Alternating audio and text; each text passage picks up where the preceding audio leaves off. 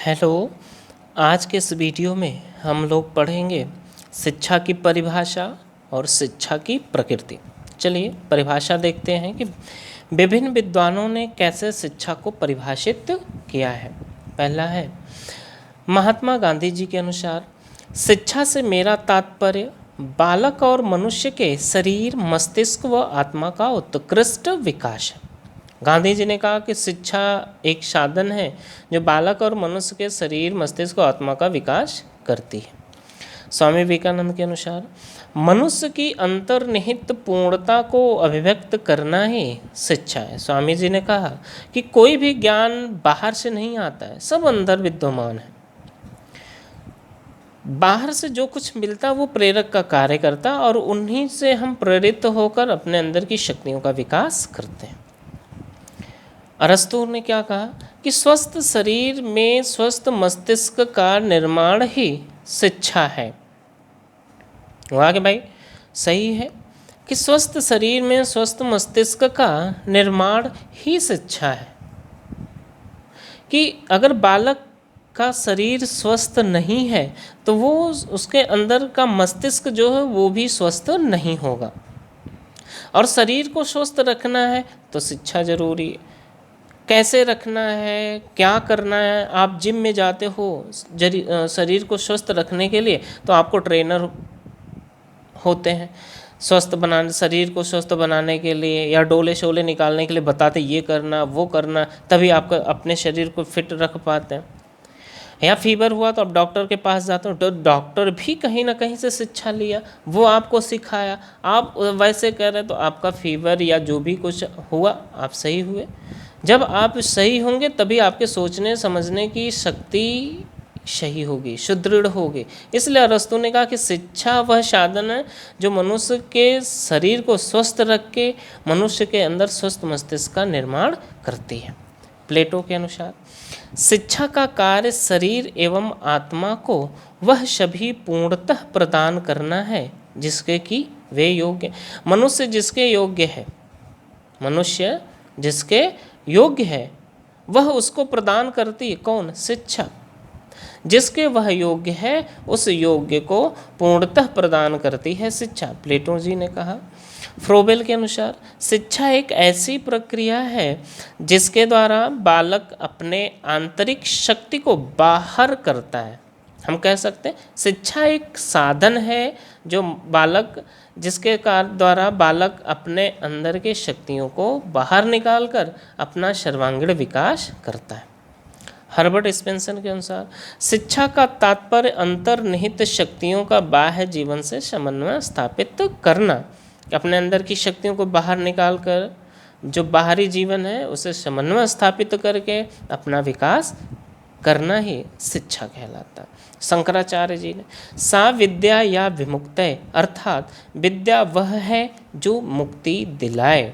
विद्या वह है जो मुक्ति दिलाए। एक एग्जाम्पल लेते हैं कि आपको अगर कोई समस्या है तो आप उस पर गहन अध्ययन करते हैं, किसी से पूछते हैं कि इस समस्या का निदान क्या है।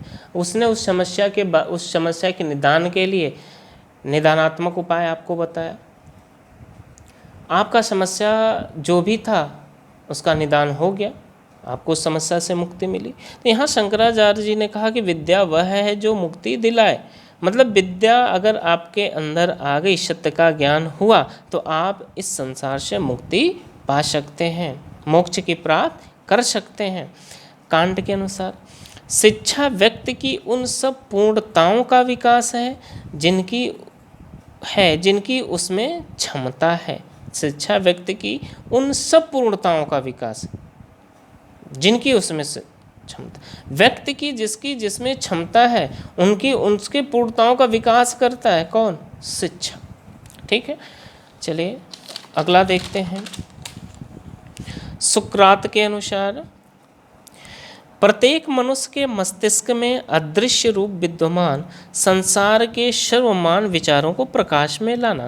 प्रत्येक मनुष्य के मस्तिष्क में अदृश्य रूप, प्रत्येक मनुष्य के मस्तिष्क में अदृश्य रूप कुछ न कुछ होता है कि ये क्या हुआ, संसार क्या है, ये क्या है।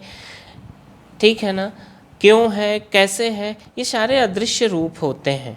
और इन्हीं अदृश्य रूप को जो विद्यमान होते हैं, संसार के सर्वमानव विचारों को प्रकाश में लाना, उन्हीं अदृश्य को जो रूप हैं, जो समस्या अदृश्य मस्तिष्क में है, उन्हीं समस्याओं का निदान करना ही शिक्षा है। फ्रेंडसन के अनुसार आधुनिक शिक्षा का संबंध व्यक्ति और समाज दोनों के कल्याण से। आधुनिक शिक्षा का मतलब इसमें पुस्तकीय ज्ञान के साथ साथ जीविकोपार्जन का साधन भी माना गया आधुनिक शिक्षा को। जब इन दोनों के कारण जब व्यक्ति का विकास होगा, व्यक्ति का कल्याण होगा, तब समाज का कल्याण होगा, क्योंकि व्यक्तियों के मिलने से ही समाज बनते हैं। तो व्यक्ति का विकास होगा तो समाज का विकास होगा। ठीक है, चलिए चलते हैं शिक्षा की प्रकृति की तरफ। शिक्षा की प्रकृति की तरफ परिभाषा हमने अभी तक देखा, अब देखेंगे हम शिक्षा की प्रकृति क्या है। शिक्षा की प्रकृति या स्वभाव, इसमें आपने देखा होगा, पढ़ा होगा कि शिक्षा एक दो ध्रुवी प्रक्रिया है, शिक्षा एक त्रिध्रुवी प्रक्रिया है, शिक्षा बहुआयामी प्रक्रिया है। तो आइए इसको हम थोड़ा समझते हैं कि कैसे है। देखिए, शिक्षा की प्रक्रिया, शिक्षा दो मुखी प्रक्रिया है, शिक्षा त्रिमुखी प्रक्रिया है, शिक्षा बहुमुखी प्रक्रिया है। ठीक है ना। शिक्षा दो मुखी प्रक्रिया, एडम्स और रास ने शिक्षा को दो मुखी प्रक्रिया बताया। एडम्स ने कहा कि शिक्षा में दो कर्ता कार्य करते हैं, पहला कौन, शिक्षक, दूसरा शिक्षार्थी। कहने का मतलब है कि शिक्षा के जो दो मुखी प्रक्रिया, इसके दो ध्रुव होते हैं, पहला शिक्षक होता है, दूसरा शिक्षार्थी होता है। शिक्षक पहला ध्रुव है, पढ़ा रहा है, शिक्षार्थी दूसरा ध्रुव है, क्या कर रहा है, पढ़ रहा है। शिक्षक सुना रहा है, शिक्षार्थी सुन रहा है, शिक्षक क्रिया कर रहा है, शिक्षार्थी प्रतिक्रिया कर रहा है। ठीक है ना। तो एडम्स और रास ने कहा कि शिक्षा के दो ध्रुव हैं, दो मुखी प्रक्रिया है, जिसमें एक ध्रुव शिक्षक होता है, दूसरा शिक्षार्थी होता है। शिक्षक पढ़ाता है, शिक्षार्थी पढ़ता है, शिक्षक बोलता है, शिक्षार्थी सुनता है। ठीक है ना। दूसरा देखते हैं, शिक्षा त्रिमुखी प्रक्रिया है। जॉन ड्यूबी ने कहा कि शिक्षा त्रिमुखी प्रक्रिया है। उन्होंने कहा कि शिक्षा में शिक्षक और छात्र के साथ पाठ्यक्रम का होना नितांत आवश्यक है। जॉन ड्यूबी ने पाठ्यक्रम को क्यों जोड़ा? उन्होंने कहा कि शिक्षा अगर दो ध्रुव है, शिक्षक और छात्र का, तो कब तक शिक्षक छात्र को क्या सिखाएगा, क्या पढ़ाएगा, जब तक उसमें पाठ्यक्रम न जोड़ा जाए, एक कड़ी और न जोड़ी जाए, कि एक उद्देश्यपूर्ण शिक्षा न दिया जाए। तो उन्होंने इस पाठ्यक्रम को उसमें जोड़ा, एक कड़ी को उसमें जोड़ा गया, दो ध्रुव में एक कड़ी और जॉन ड्यूबी ने जोड़ा पाठ्यक्रम को। उन्होंने कहा कि शिक्षा त्रिमुखी प्रक्रिया है। अगर पाठ्यक्रम को हम जोड़ेंगे तो शिक्षक छात्र को उद्देश्यपूर्ण शिक्षा दे सकता है। ठीक है ना। उन्होंने कहा कि पाठ्यक्रम जो है शिक्षक और छात्र के बीच की एक कड़ी है। इसी कड़ी का प्रयोग करके शिक्षक इसी कड़ी का प्रयोग करके छात्र को उद्देश्यपूर्ण शिक्षा दे सकता है। आगे देखते हैं। ने देखा शिक्षा दो मुखी प्रक्रिया, शिक्षा त्रिमुखी प्रक्रिया, शिक्षा बहुमुखी प्रक्रिया भी है। शिक्षा मनुष्य के एक पहलू का विकास न करके अनेक पहलुओं का विकास करती है। ठीक है ना। यहाँ इसके पहले आपने पढ़ा कि शिक्षा दो मुखी प्रक्रिया, शिक्षा त्रिमुखी प्रक्रिया, कि पाठ्यक्रम के अनुसार हम करके बालक के किसी एक पहलू का हम विकास करते हैं। लेकिन यहाँ बहुमुखी प्रक्रिया है। मनुष्य के अनेक पहलुओं का विकास होता है, अनेक दृष्टिकोणों का विकास होता है। जैसे पाठ्यक्रम के साथ साथ हम सामाजिकता का विकास करते हैं, मनोवैज्ञानिकता का विकास करते हैं, राजनैतिक शक्तियों का विकास करते हैं, सामाजिकता का विकास करते हैं, आध्यात्मिक शक्तियों का विकास करते हैं, वो आर्थिक शक्तियों का विकास करते हैं। इसलिए कहा गया है कि शिक्षा बहुमुखी प्रक्रिया है।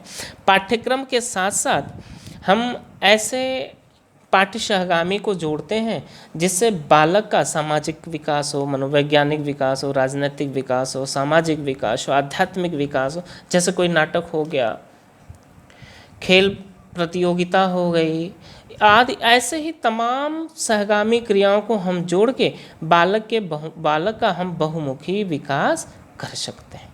ठीक, तो ये 3 प्रकृति या 3 स्वभाव शिक्षा का आपने देखा कि शिक्षा एक 2 ध्रुवी प्रक्रिया है। किसने कहा? एडम्स और रॉस ने। शिक्षा एक त्रिध्रुवी प्रक्रिया, किसने कहा? जॉन डेवी ने। शिक्षा एक बहुआयामी प्रक्रिया इसमें है कि शिक्षा को एक पहलू का विकास ना मान के अनेक पहलुओं का विकास माना जाता है, जिससे बालक का सर्वांगीण विकास हो सके।